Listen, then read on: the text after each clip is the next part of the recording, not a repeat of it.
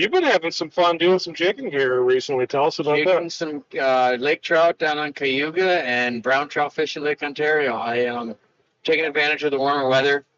I bought a 242 Robalo last year and from Crenza Marine, actually from my good buddy Rick. And I love it. It's versatile. I can go out and target these fish any time of the year I want to, and it's nice weather. And I've actually ran 12 charters so far this season on Lake Ontario in February. That's amazing. It's a blast. It's peaceful. There's no boat traffic, very few boats out there, and some guys are enjoying it with us. But brown trout fishing's been amazing, and the lake trout fishing is unbelievably fun. It's for everybody, young kids, adults. It don't matter if you know how to reel or reel. You can catch these lake trout, and they fight because it's light tackle. So it's just another thing that you can do that's absolutely a blast when it comes to fishing. So Let's talk about that real quick. Sure. What are you doing? How are you catching those fish? Our jig is vertical. Our setup's pretty much a 1 ounce jig with a paddle tail grub. We're finding the fish in anywhere from 160 to 200 feet of water. I use my Garmin setup, my transducer. I watch my baits. I watch the fish start to raise up off the bottom, and you reel away from them. They chase, and when they hit, it's just laughs all around the whole boat. It's a fun trip. It really is. You were telling us earlier that these fish, you're not seeing them before you're dropping down. So you're basically dropping down into the abyss, and then the fish are coming up as you're dropping down. Yeah, they're hugging bottom, and then they must hear it, feel it, sense it somehow. But they'll start raising up, and as they raise up, we start reeling away from them to play like a catch up game, and they come up and hit it. And the big key to it, to sustain that fishery is big catch and release. I mean, you can harvest some. What we end up doing is you reel them up at a steady pace, allows the fish to acclimate to the change in depth. When they get to the surface, you have a pretty good idea if they're bloated there. You burp them, take your time with the fish, to protect the fishery, and send them back if they choose to let them go. And the survival rate's been very, very good. It's cold water. I wouldn't say it's like our summer fishery on Lake Ontario when you bring that lake trout up from 39 feet or 39 degree water up to 70 degree water.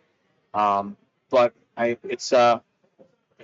you watch them swim right away. It's really cool. It's a different fishery that you can instead of getting handed a rod on a boat trolling, it's happening right in your hands. You're feeling the strike and the bite. Yeah, it's really cool. It is.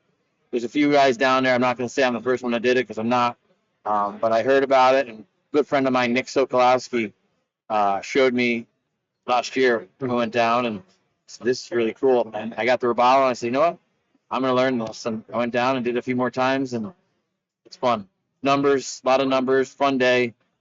And it's just, it's a great day to spend the day on the water. You get a lot of bites. Your arms are always tired because you're fighting fish pretty much nonstop. Mm-hmm. 4 rods down, somebody's hooked up just about all the time. So it's really cool. How do you figure out kind of where to start? Because if you're not marking those fish to begin with, I mean, there's a reason we troll, and that's to cover ground. Sure. And you're not covering ground when you're doing that. So how do you kind of figure out a spot to start? I like structure. I think everything relates to structure, whether it's a suspended fish or a bottom-dwelling fish like a lake trout. So if you see some tight contour lines or a ledge or a drop, that's a good place to start and look. And I try to find that, and I use my Minn Kota spot lock and find spot lock, and work the areas over, and just keep sliding until you're pretty much you're moving until you find the spot. The other day, it was the first spot I landed on. We had 15 fish in an hour and 10 minutes. Crazy. And that's landed. We probably had 30 on in one spot, and I ended up moving probably 50, 60 yards to the port and caught a few more there, and they follow. Action brings action, especially with them. I think, they're eating bait, and as you're reeling them up, fish is in, its tendency is to spit up its bait. Mm-hmm. So now you have bait coming down, and I think it just brings more and more in, and as long as you have activity down there, they're going to stay around. So just getting on that spot and staying on it, though, is important. So you're using the spot lock. You're not drifting around. You got it right over. Yep. Very cool. I think it's actually going to work good on Lake Ontario. I haven't done it yet, but my goal is to jig kings and lake trout on Lake Ontario with the same boat and do it. And I think I can do it. I know I can do it. I'm going to do it, Chris. Yeah. It sounds like a blast, and I know, trolling is typically going to yield you more fish and more bites, but when you can find a spot that's holding fish and be able to catch them like that, I think would just be insanely fun. It is. It's a blast. I haven't had one person that was upset doing it yet. It's, Right. it's definitely cool. And it's great for young kids, people that aren't really into fishing. You don't have to be a skilled angler to do this. Mhm. It's kind of, can you crank a reel? Yep, anyone can do that. Mhm. If you can do that, you can catch these fish. You're just using spinning reels. Yep. Yeah. Spinning a reel with braid, fluorocarbon leader. Real simple. Well, let's get in a little brown trout. I know that's something that you do really well. It's a big thing on your end of the lake. They may seem like a simple fish, but they can be very complicated. And out of all the fish in the lake, I think they're the moodiest. I really do. Yeah. What What do you mean by that? They can be on and like that, gone. They don't bite, shut their mouths. No matter what you do, they just stop. And it could be the wind switched direction, the sun came out. They're just moody. You know, I think storms affect them. Everything seems to affect brown trout. Mhm. Water temperature, water color. They're a moody fish. You know, I think they're homebodies, so they have a comfort zone that they like, and when that gets changed by any little bit, could be the temperature move, clarity of the water, these fish turn off. You know, and I think it makes a difference having your I's dotted and your T's crossed, and Yeah. that's what this school's about. We're going to teach guys just a few things that we do to make it better, to put more fish in your boat and have more fun time in the water. You know. So let's get into that a little bit. Just tell me about if I wanted to go out and do some brown trout fishing. Where do you start? I mean, how do you get going? This time of year, I like 20 feet of water or less. You can probably catch them out and deeper than that. But that 10 to 12 foot of water, and if you can find any inflow, creek, a river system, sometimes power plants, like down by us, we have West 9 Mile, but it's a little deeper. But if you get the right wind, that warm water gets pushed around, and you find that warmer water, you find a fish there. Various methods, stick baits and spoons pretty much is all everyone really uses. Some guys are strictly spoons, other guys are strictly stick baits. I prefer a mix and let the fish tell you what they want. We did come out with 4 new spoons this year from Gibbs Fishing. That's the Dirty Goose exclusive series. These are 4 spoons myself and Rob Belmore of Stinger developed when I went and visited Michigan in November. And I had the pleasure of using them in November to see, and I've used them now 6 times, 7 times, and they are good colors. Yeah. I was nervous, you know. I didn't You got it right? Yeah, I did. I swung and I hit the ball this time. Sometimes you strike out when you do this, but Yeah. they're fish catching colors, and they were really good. I mean, I find myself putting them in the water every time, not because they're new, because they're performing. You know, they're not the only spoon color that's going to catch fish. I'm not saying that, guys, but they're definitely a few that you want to have in your box. Do you want to tell me about them? There's the Dirty Snowman. It's a white spoon with UV tape and some black dots on it. It's great for dirty water. It's great for clear water. There is a UV can't afford it, which is a glow can't afford it. So instead of having UV, it's glow. Great first thing in the morning, but it has worked in the sun. I've had that. Jailbreak. It's a black spoon or black edge spoon with black stripes and yet chartreuse belly.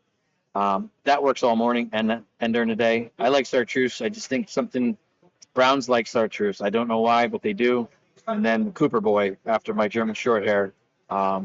We get south winds in the springtime, and it clears up our water. And that's like tragedy when that happens. Cooper Boy is a brown spoon on a white pearl blank and a white back. And it just mimics a goby. You know, and a lot of times in the past they've had gobies colored spoons, but they've had a chrome back. Well, there's nothing chrome on a goby. So this thing mimics it. And the other day we went out and we had south winds and it cleared up, and that was the only spoon to go. So it shows that match the hatch, you know, try to be as close to what they're eating as possible. You're never going to duplicate it or replicate it perfectly, but that spoon's really good mimic of a goby and Brown's tuna at this time of year. There's not a lot of bait around. It's been a good spoon. It's named after Cooper, It is. your dog, and I hear that you got a new roommate now. I did. I got a new German short hair that is, his name's Bubba. Not my choice of name. He's 10 months old. He's awesome. He's a little different than Cooper, which I wanted.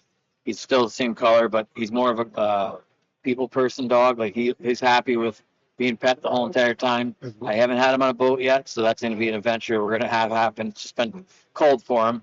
But him and Cooper have hunted a few times. They hunt well together. They play together, and they're awesome. They're awesome. I don't have kids, so I have dogs, and they're the best. They are. It'll be interesting to see how they do in the boat together. And you know, I fished with you a few times, and Cooper is like the best boat dog. So it'll be interesting to see how Bob handles the boat. I got lucky. I think Cooper, as long as there's treats and there's a pillow downstairs for him to go nap after he had 20 treats in the morning, yeah, he's going to be good. And Bubba's learned real quick the hot spots for treats around Pulaski, Fat Nancy's. Yeah. You know, I go to get my hair cut. They have treats there and a cut above. And he's learned real quick where the hot spots are. So I think he's going to associate the boat with treats and a comfortable bed downstairs and people scratching your ear. And pretty good gig if you're a dog. Yeah, so real good. Get much better. Real good gig. Tell me about, so we talked about the spoons and what you're using, but how are you deploying those lines in that shallow water like that? Inline boards. I've used Church TX12 boards, but I'm going to be honest, I just saw Shane from Dreamweaver had some Ninja boards, and they were smaller sized. And I think I'm going to pick some up and try them. You know, especially when you're out there. My Robalo, I fish those inline boards right now, and I'm by myself or with a mate. It's just easier not to have to flip everything. It's one hand, done. So I'm going to definitely give them a shot. I think they're going to be perfect for what I want to use them for.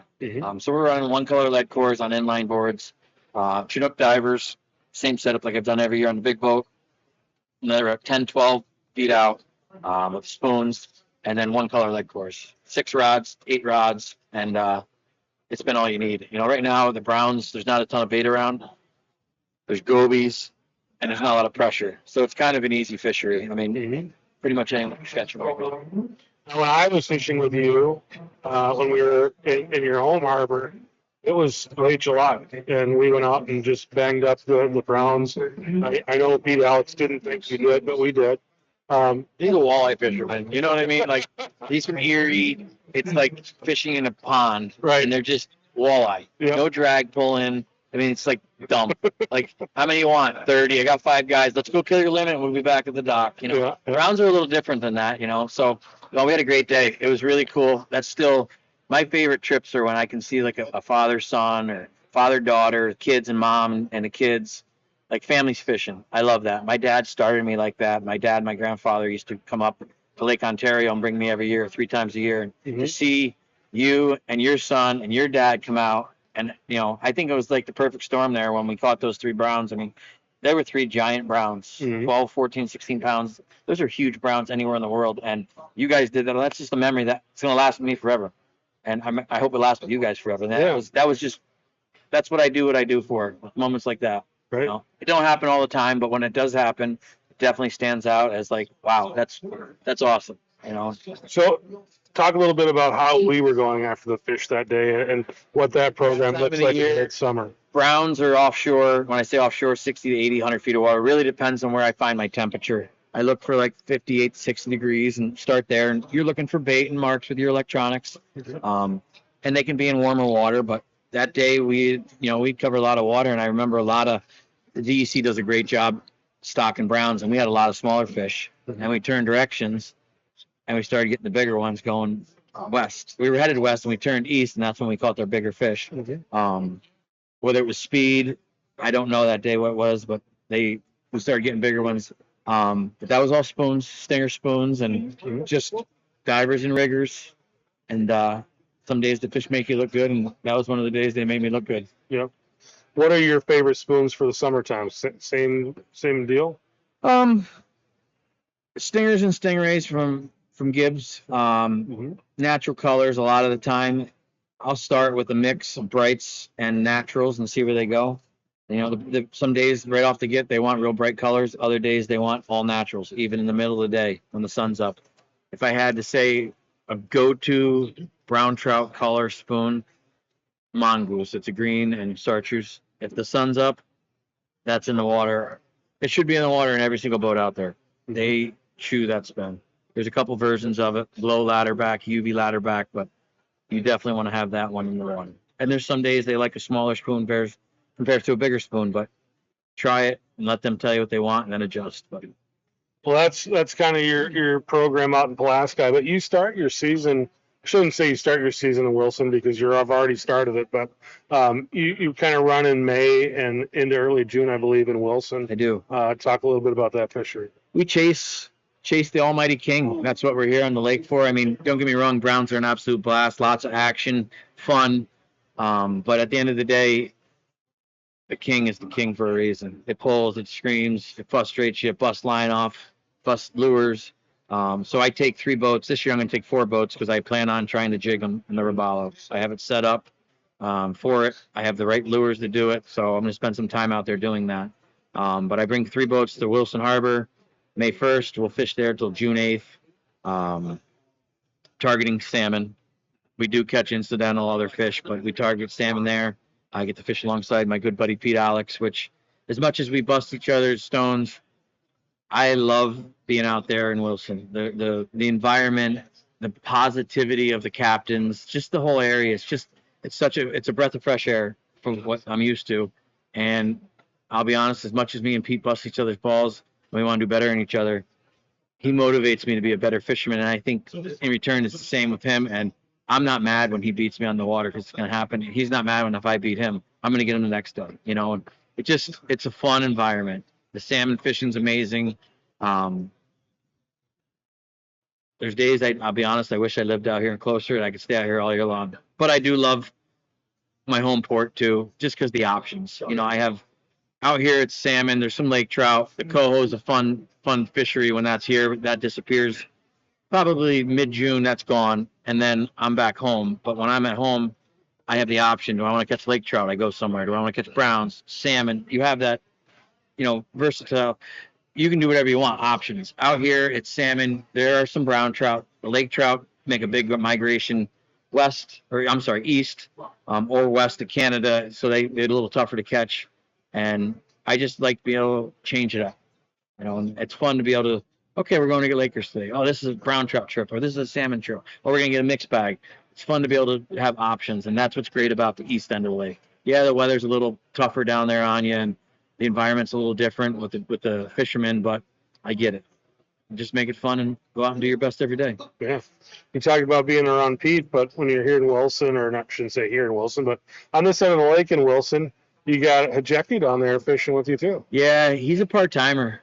He used to be a full-timer. Now he's a part-timer. He's selling boats and stuff, and he's electronics guru, right? Traveling all over, learning about electronics. He's got a family, which that's one thing I honestly didn't see with Rick is having kids. Well, probably even having a wife. Yeah. I mean, some poor girl said yes. Alex, you're an angel. You really are. But he's a great dad. He really is. It's if you knew Rick before kids, you'd be like, no way is this possible. And Rick, buddy, I'm proud of you. He does the right thing. The kid's got his heart. He's got everything. Rick does everything he does for that kid, and it's awesome to see. Yeah. He's into it. I mean, it's fun though. Just that when I was there with you, he was there too. And, yeah. You go in, you have lunch, and we eat lunch. Rick has 2 minutes of eating. You ever seen the guy eat? It's ridiculous. Like, he would eat this in one bite. It's disgusting how quick he eats. He's a pig. Yeah. It's just that's his nature. He doesn't want to waste time eating. He's got electronics to learn about. Right. But no, he's a great guy. It's a blast. He's another guy in the water that I talk to, and it's all laughs. It's a fun time. It makes being out in the water even that more enjoyable.